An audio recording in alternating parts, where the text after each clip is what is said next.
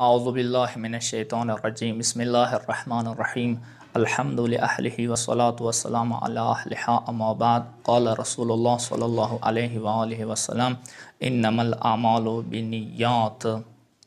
رسول اسلام نا مشهور و معروف حدیث څنګه ټول زده ده هغه سحار و اعمال دار و مدار هغه نیت باندې ده. انسان اراده و نیت سره پیټ و منسلک کیږي اعمال.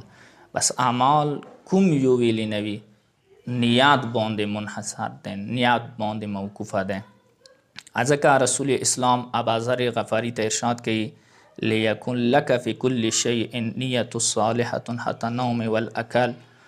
ابوذر هر یو شي کې صالح نیت ښه نیت کوه، حتی دغه پورې څه ماړی خورې ښه نیت وکې کوه، حتی دغه پورې څه خوب کوې ښه نیت سره یې کوه، نیت ورته ښه کوه. چې یو تن یوې خونې ته لاړو څه افتتاح وه، نو خونه یې ولیدله څه ډېره ښکلې خونه ده. یو روشندان مخ قبلې طرف ته پرېښلی ویله دا د کړکۍ د ویلې پرېښلی ده. ویله څه کله دا موسم بهار وي سړه سړه هواونه چلیږي نو هغه وخت کې به ډېر خوند کوي. نو دا کوم کس نه پوښتنه کوله هغه ورته ویلي چې هی کاش دا نیت ورته کړی وی څه کله سبې وخته اذان کیږي ما که د کړکي باندې زه اذان واورم نو هوا خو هسې ونه چلېدله. نو نیت مهم ده. شیخ رجب علي خیاط هغه به څه کله یوه درزي سره یا یوه موچي سره به ملا شوی، څه کله کیړی به ګنډلې نه پوښتنه به ونه کولی چې دا چی کوې؟ ویله کیړی د ګنډم.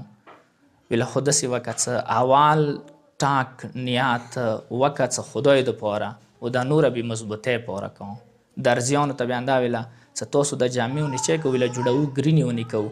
ویله دا اول ګرینې خدای پاره وکې وکړه، هغه نه وروسته مضبوطۍ و جوړولې پاره وکې وکړه. یعنی هر یوه شي کې ته نیت وکړه الله دپاره. نو څه خیل ته تا اراده د مغاشې ته جامې جوړیږي، کیړی مضبوطیږي. حتی دغه پورې ورزش انسان کوي، کیل وقود کوي، اسلام مخالفت نه دی کړی، پکار دی انسان وکړي. خو ورزش انسان دې دپاره وکړي څه ما که دعای کمیل کې شته څه خدای ما اعضا و جوارح قوي کړي. یعنی دغه ورزش دغه اعضا و جوارح قوي یا انسان مړی خوري دې دپاره وخوري څه ما که ما اعضا و جوارح قوي شي، څه ما که ما نه ریژه پاتې نشي، ما که ما نه الموس پاتې نشي، ما که یوه غریب سره زه ښېګړه وکړم، مثلا زه قوم دپاره خدمت وکړم. دې نیت سره انسان پکار دی ورزش وکړي، دې نیت سره پکار دی انسان خوراک وکړي، دې نیت سره پکار دی انسان خوب وکړي چې ما دماغ صحیح کار وکړي، زه قوم دپاره زه مستقبل دپاره مثلا زه ښه کار وکړم. یو استاد ښه خوب دې وجې نه وکړي چې سبیل زه کلاس صحیح پړاو کړم.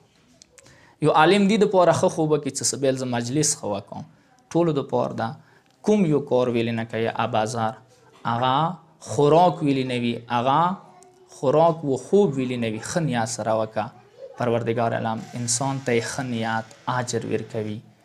پکار دی مو نیتونه ټیک کړو هر یو شي کې. والسلام علیکم ورحمة الله وبرکاته.